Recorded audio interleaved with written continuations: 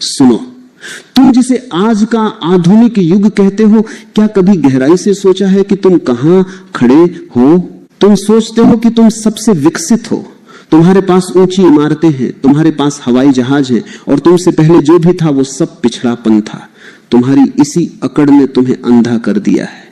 तुम जिसे इतिहास की किताबों में महज एक कहानी समझते रहे, जिसे तुम सिर्फ कृष्ण की एक कल्पना मानकर पन्नों में समेट देते हो, वो सच आज समंदर की गहराइयों में खड़ा होकर तुम्हें चुनौती दे रहा है। द्वारका सिर्फ एक नाम नहीं है, यह एक प्रमाण है उस ऊंचाई का जहां तुम आज तक पहुंच भी नहीं पाए हो। तुम अक्सर पूछते हो कि आज का इंसान इतना दुखी क्यों है? तुम 24 घंटे भाग रहे हो, तुम्हारे पास मशीनें हैं, फिर भी तुम्हारे पास शांति नहीं है। तुम्हारी समस्या यह है कि तुमने जड़ों को काट दिया है और तुम पत्तों पर पानी छिड़क रहे हो। तुम गलत रास्ते पर खड़े होकर सही मंजिल की तलाश कर रहे हो। आज का इंसान सोचता है कि विज्ञान अभी पैदा हुआ है, लेकिन गुजरात के तट पर समंदर के नीचे जो अवशेष मिले हैं, उन्होंने आधुनिक पुरातत्व विज्ञान की नींद उड़ा दी है। वे पत्थर, वे विशाल दीवारें, वे तराशे हुए खंभे चीख चीख कर कह रहे हैं कि जब तुम कबीलों में जी रहे थे, तब भारत में एक ऐसी नगरी खड़ी थी जो आज के दुबई से भी ज्यादा व्यवस्थित थी। वहां जो अवशेष मिले हैं, उनकी जब वैज्ञानिक जांच की गई तो पता चला कि वे 9000 साल पुराने। 9000 साल। जरा सोचो, जब पूरी दुनिया अभी खेती करना सीख रही थी, तब द्वारका में पत्थरों को इस तरह जोड़ा गया था कि समंदर की लहरें भी उनका कुछ नहीं बिगाड़ पाई। ये कोई संयोग नहीं था, ये एक सोची समझी इंजीनियरिंग थी। आज के इंजीनियरों को अगर समंदर के भीतर वैसी नगरी बनाने को कहा जाए तो उनके हाथ पांव फूल जाएंगे। लेकिन हमने क्या किया? हमने उसे एक कहानी मान लिया, क्योंकि अगर हम उसे सच मान लेते तो हमें अपनी हार माननी पड़ती। हमें यह स्वीकार करना पड़ता कि हम विकसित नहीं हुए हैं, बल्कि हम तो गिर गए। समुद्र के नीचे मिले वे निशान बताते हैं कि वहां के लोग प्रकृति के नियमों को समझते थे। आज तुम नदियों को गंदा कर रहे हो, तुम समुद्र को कचरे का कूड़ा दान बना रहे हो, और फिर तुम पूछते हो कि बीमारियां क्यों बढ़ रही हैं। द्वारका की योजना ऐसी थी कि वहां का जीवन प्रकृति के साथ एक संगीत की तरह चलता था। वहां जो बंदरगाह मिले हैं, वे इस बात का सबूत हैं कि दुनिया का व्यापार वहीं से शुरू होता था। तुम जिसे आज वैश्वीकरण कहते हो, वह वहां हजारों साल पहले मौजूद था, लेकिन तुम्हारा अहंकार तुम्हें यह देखने नहीं देता। तुम अपनी छोटी सी बुद्धि से उस महानता को नापना चाहते हो। तुम कहते हो कि कृष्ण एक कथा है, लेकिन अगर कृष्ण कथा है तो समंदर के नीचे वे पत्थर कहां से आए? क्या वे खुद ब खुद तराशे गए? क्या वे लहरों ने बनाए? नहीं, वे मनुष्य के हाथों की कारीगरी थे। वे उस समय के लोगों की बुद्धिमत्ता का प्रतीक थे। आज का इंसान हर बात पर तर्क करता है, लेकिन वह उस तर्क के पीछे छिपे हुए सत्य को नहीं देख पाता।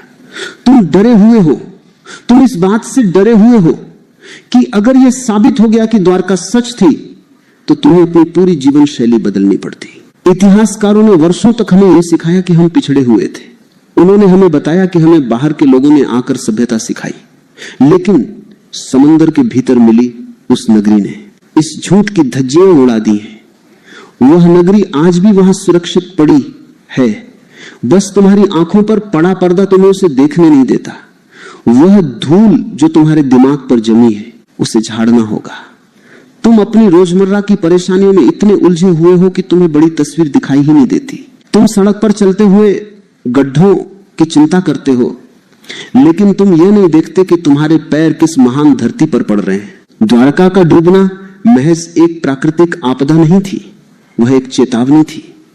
जब मनुष्य प्रकृति के साथ अपना तालमेल खो देता है, तो प्रकृति उसे वापस अपनी गोद में समेट लेती है। आज तुम उसी मोड़ पर खड़े हो। तुम फिर से वही गलतियां कर रहे हो जो विनाश की ओर ले जाती हैं। तुम्हें लगता है कि तुम बच जाओगे, लेकिन याद रखना, समुद्र किसी का इंतजार नहीं करता। वह जो आज शांत पड़ा है, वह कल तुम्हें भी अपनी गहराई में ले जा सकता है। अगर तुमने अपनी जड़ों को नहीं पहचाना, वहां मिले हुए अवशेषों में जो कलाकारी है, जो पत्थरों की काट छांट है, वह बताती है कि उस समय का विज्ञान कितना सूक्ष्म था। वे जानते थे कि धातुओं का मिश्रण कैसे करना है, वे जानते थे कि समुद्र की धाराओं को कैसे दिशा देनी है, और तुम आज भी छोटे छोटे बांध बनाने में सालों लगा देते हो। यह विडंबना नहीं तो और क्या है। हम खुद को बुद्धिमान कहते हैं और हम अपने ही गौरव को पहचानने से इनकार करते हैं। ये सारा ब्रह्मांड एक नियम से चलता है। द्वारका उस नियम का एक जीता जागता उदाहरण थी। वहां का शासन, वहां की अर्थव्यवस्था और वहां का रहन सहन सब कुछ एक संतुलन में था। आज का समाज असंतुलित है। अमीर और गरीब के बीच की खाई बढ़ती जा रही है, द्वेष बढ़ रहा है, और इसका कारण सिर्फ एक है, हमने उस प्राचीन सूत्र को खो दिया है। हमने बाहर तो बहुत तरक्की कर ली, लेकिन भीतर से हम खोखले हो गए हैं। द्वारका के वे डूबे हुए मंदिर हमें याद दिलाते हैं कि बाहरी चमक धमक अस्थाई है। जो अस्थाई है वह सत्य जिसे हमने अपनी सुख सुविधाओं के नीचे दबा दिया है। सच्चाई हमेशा कड़वी होती है। तुम्हें यह सुनकर अजीब लगेगा कि जिसे तुम आज आधुनिकता कह रहे हो वह दरअसल पतन की शुरुआत है। तुम कूड़ा करकट इकट्ठा करने में लगे हो, और जो असली खजाना है वह समंदर के नीचे चुपचाप पड़ा तुम्हें पुकार रहा है। वो पुकार रही तुम्हें अपनी पहचान की ओर। वो कह रही है कि जागो और देखो कि तुम क्या थे और क्या हो गए हो। तुम एक ऐसे यात्री की तरह हो जो अपनी मंजिल भूल गया है और अब भटक रहा है। वहां मिले हर एक अवशेष की अपनी एक कहानी है। वे पत्थर बेजान नहीं है, उनमें उन लोगों की सांसें बसी हैं जो कभी वहां चलते फिरते थे। वे लोग जो जानते थे कि जीवन को कैसे उत्सव की तरह जिया जाता है। आज का इंसान सिर्फ काट रहा है, वक्त काट रहा है, जिंदगी काट रहा है, लेकिन वहां जीवन बहता था। वहां का हर कोना एक सृजन था। आज तुम सिर्फ नकल कर रहे हो। तुम पश्चिम की नकल कर रहे हो, तुम मशीनों की नकल कर रहे हो। तुम भूल गए हो कि मौलिकता क्या होती है। द्वारका की खोज ने उन लोगों के मुंह बंद कर दिए हैं जो कहते थे कि भारत का प्राचीन इतिहास सिर्फ मिथक है। यह मिथक नहीं है, यह हकीकत है, और यह हकीकत इतनी विशाल है कि इसे पचाना तुम्हारे लिए मुश्किल हो रहा है। तुम छोटे छोटे दायरों में जीने के आदी हो गए हो। तुम अपनी छोटी सी दुनिया में खुश हो, लेकिन समंदर की वह अथाह गहराई तुम्हें इशारा कर रही है कि बाहर आओ, अपने संकुचित विचारों से बाहर आओ। उस महानता को स्वीकार करो जो तुम्हारे रगों में बह रही है। इतिहास को सिर्फ पन्नों पर मत ढूंढो, इतिहास को उस मिट्टी में ढूंढो, उस पानी में ढूंढो जहां वह आज भी सुरक्षित है। द्वारका का रहस्य अभी पूरी तरह खुला नहीं है। जैसे जैसे हम और गहराई में जाएंगे, हमें और भी ऐसे सच मिलेंगे जो तुम्हारी सोच को पूरी तरह बदल देंगे। तुम जिसे अंत समझ रहे हो वह शायद एक नई शुरुआत का संकेत है। वह संकेत कि हमें वापस लौटना होगा अपनी मौलिकता की ओर, अपने उस विज्ञान की ओर जो जीवन को नष्ट नहीं करता बल्कि उसे संवारता है। तुम बस अपनी आंखें खोलो और देखो कि तुम्हारे पैरों के नीचे क्या दबा पड़ा है। तुम एक महान विरासत के वारिस हो, लेकिन तुम भिखारी की तरह जी रहे हो। यह तुम्हारी सबसे बड़ी त्रासदी है। सुनो, हमने उस मलबे और उन पत्थरों की बात की जो समंदर के नीचे पड़े हैं, लेकिन अब हमें उस विनाश के विज्ञान को समझना होगा जिसने इतनी महान सभ्यता को जल समाधि दे दी। तुम जिसे प्रलय कहते हो वह कोई दैवीय कोप नहीं था, वह एक विशुद्ध वैयक्तिक और वैश्विक घटना थी। महाभारत का युद्ध जब समाप्त हुआ तो वह सिर्फ एक युद्ध का अंत नहीं था, वह एक युग का अंत था, और द्वारका का डूबना उस अंत की अंतिम मुहर थी। आधुनिक विज्ञान आज जिसे सी लेवल राइज कहता है, वह घटना 5000 साल पहले कितनी भयावह रही होगी, इसकी कल्पना करो। आज के वैज्ञानिक डरे हुए हैं कि ग्लेशियर पिघल रहे हैं और समुद्र का स्तर बढ़ रहा है। वे कहते हैं कि आने वाले समय में न्यूयॉर्क और मुंबई जैसे शहर डूब जाएंगे, लेकिन मैं तुमसे कहता हूं यह सब पहले हो चुका है। द्वारका का डूबना इस बात का सबसे बड़ा सबूत है कि पृथ्वी अपने आप को साफ करने का तरीका जानती है। जब मनुष्य का अहंकार बहुत बढ़ जाता है और वह प्रकृति के नियमों के विरुद्ध खड़ा हो जाता है, तो संतुलन बनाने के लिए ऐसी घटनाएं घटती हैं। द्वारका की वह भव्य इंजीनियरिंग, वे ऊंचे महल, वे सोने की दीवारें, सब कुछ एक पल में पानी के नीचे चला गया। क्यों? क्योंकि समय का चक्र किसी के लिए नहीं रुकता। तुम पूछते हो कि क्या द्वारका सच में सोने की थी? सोना वहां सिर्फ एक धातु नहीं थी, वह वहां की समृद्धि और उनके उन्नत धातु विज्ञान का प्रतीक थी। आज तुम लोहे और कंक्रीट के जंगल खड़े करते हो जो 100 साल भी नहीं टिकते, लेकिन वहां के पत्थरों की काट छांट ऐसी थी कि हजारों सालों तक समंदर की लहरों की मार सहने के बाद भी वे आज अपनी जगह पर पड़े हैं। ये बताता है कि वे लोग जानते थे कि निर्माण कैसे करना है, वे जानते थे कि पानी के दबाव को कैसे झेलना है। आज का इंजीनियर जब उन अवशेषों को देखता है तो वह दंग रह जाता है। वह समझ नहीं पाता कि बिना बिजली और बिना आधुनिक मशीनों के वे इतने भारी पत्थरों को समंदर के भीतर कैसे ले गए और उन्हें कैसे जोड़ा। तुम्हारी समस्या यह है कि तुमने मान लिया है कि बुद्धि सिर्फ तुम्हारे पास है। तुम सोचते हो कि प्राचीन लोग जंगलों में रहते थे और पड़ा हुआ फल खाते थे, लेकिन द्वारका का नक्शा बताता है कि वहां की सड़कें एक दूसरे को समकोण पर काटती थी। वहां जल निकासी की ऐसी व्यवस्था थी जैसी आज के आधुनिक शहरों में भी नहीं दिखती। वहां के बंदरगाह दुनिया के सबसे व्यस्त व्यापारिक केंद्र थे। जब पूरी दुनिया अंधेरे में थी तब द्वारका की रोशनी समंदर के मील दूर तक दिखाई देती थी। लेकिन हमने क्या किया? हमने अपने इस गौरवशाली इतिहास को किस्सा कहानी का नाम देकर एक कोने में पटक दिया। इतिहासकारों की फौज ने तुम्हें यह सिखाया कि तुम्हारा कोई वजूद नहीं है। उन्होंने तुम्हें तुम्हारी ही नजरों में छोटा बना दिया और तुम भी मान गए। तुम अपनी ही विरासत पर शक करने लगे।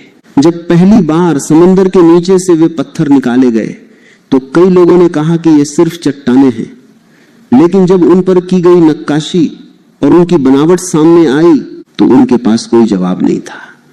ये एक सोची समझी साजिश है कि तुम्हें तुम्हारी जड़ों से काट दिया जाए, क्योंकि जो कौम अपनी जड़ें भूल जाती है उसे गुलाम बनाना आसान होता है। तुम मानसिक रूप से गुलाम हो चुके हो। तुम पश्चिम की तरफ देखते हो और सोचते हो कि वही ज्ञान का स्रोत है, जबकि तुम्हारे अपने पैरों के नीचे ज्ञान का महासागर पड़ा है। द्वारका का डूबना हमें एक और बड़ी बात सिखाता है, वह है बदलाव। कुछ भी स्थायी नहीं। वह नगरी जो कभी अजय मानी जाती थी वह आज मछलियों का घर है। यह तुम्हारे व्यक्तिगत जीवन की भी सच्चाई है। तुम जिन चीजों को पकड़कर खड़े हो, तुम्हारा पद, तुम्हारी प्रतिष्ठा, तुम्हारी संपत्ति, ये सब द्वारका की तरह ही एक दिन डूब जाएंगे। लेकिन क्या तुम वहां से कुछ सीख रहे हो? तुम आज भी उसी दौड़ में शामिल हो जिसने द्वारका के अंतिम समय में वहां के लोगों को अंधा कर दिया था। महाभारत के बाद द्वारका के लोग आपसी कलह में उलझ गए थे। जब भीतर का अनुशासन टूटता है तो बाहरी सुरक्षा अपने आप खत्म हो जाती है। आज का समाज भी उसी आंतरिक कलह से गुजर रहा है। तुम बाहर से बहुत मजबूत दिखने की कोशिश कर रहे हो, लेकिन भीतर से तुम बिखरे हुए हो। द्वारका की दीवारें तब गिरी जब वहां के लोगों के दिल टूट गए। प्रकृति तो सिर्फ एक माध्यम बनी, असली प्रलय तो मनुष्य के भीतर बहुत पहले आ चुका था। फिर आज जिस दुनिया में जी रहे हो वहां भी कूड़ा करकट बहुत बढ़ गया है, विचारों का कूड़ा, नफरत का कूड़ा। और जब ये कूड़ा हद से ज्यादा बढ़ जाता है तो फिर से एक शुद्धि की जरूरत होती है। द्वारका की खोज सिर्फ एक पुरातात्विक खोज नहीं है, ये एक चेतावनी है। ये तुम्हें याद दिलाती है कि तुम इस ब्रह्मांड के मालिक नहीं हो, सिर्फ एक हिस्सा हो। अगर तुम इस हिस्से की तरह रहोगे तो सुखी रहोगे। अगर तुम मालिक बनने की कोशिश करोगे तो समंदर तुम्हें अपनी गहराई में खींच लेगा। आज तुम्हें क्या करना है? तुम्हें वापस मुड़कर देखना होगा। तुम्हें उन प्राचीन सिद्धांतों को समझना होगा जो जीवन को टिकाऊ बनाते थे। वे जानते थे कि पानी को कैसे बचाना है, वे जानते थे कि हवा को कैसे शुद्ध रखना है। और तुम सब कुछ बर्बाद करने पर तुले हो। सच्चाई यह है कि द्वारका आज भी जीवित है। वह उन लोगों के लिए जीवित है जिनकी आंखों में सत्य को देखने की प्यास है। वह उन वैज्ञानिकों के लिए जीवित है जो ईमानदारी से खोज कर रहे हैं। और वह उन भारतीयों के लिए जीवित है जो अपनी पहचान को वापस पाना चाहते हैं। तुम्हें किसी और के प्रमाण पत्र की जरूरत नहीं है। समंदर ने अपना प्रमाण दे दिया है। अब ये तुम पर निर्भर करता है कि तुम उस पर यकीन करते हो या अपनी आंखों पर पट्टी बांधकर अंधेरे में खड़े रहते हो? जीवन एक चक्र है, जो डूबा है वह फिर से उभरेगा। द्वारका के अवशेषों का बाहर आना इस बात का संकेत है कि अब वह समय आ गया है जब भारत को अपनी प्राचीन विद्या और आधुनिक विज्ञान का मेल करना होगा। हमें फिर से वैसी ही नगरी बनानी होगी, लेकिन इस बार वह पत्थरों की नहीं बल्कि सही समझ और सही जीवन शैली की होनी चाहिए।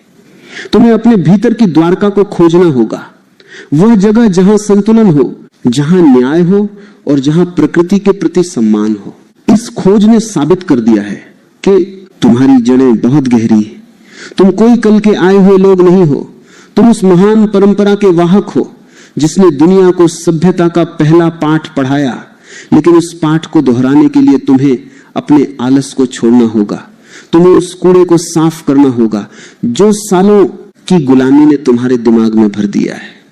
उठो और उस सत्य का सामना करो जो समुद्र की लहरों के नीचे पड़ा तुम्हारा इंतजार कर रहा है। द्वारका की यह कथा जिसे तुम अब तक सुनते आए थे, अब एक जीवंत वास्तविकता है।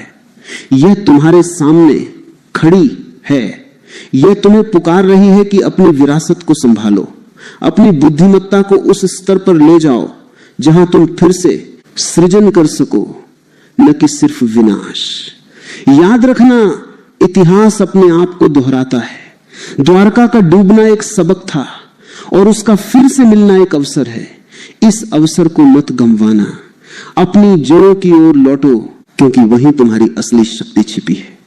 समंदर की गहराइयों से निकली यह आवाज तुम्हारे भविष्य की बुनियाद बन सकती है, अगर तुम सुनने को तैयार हो।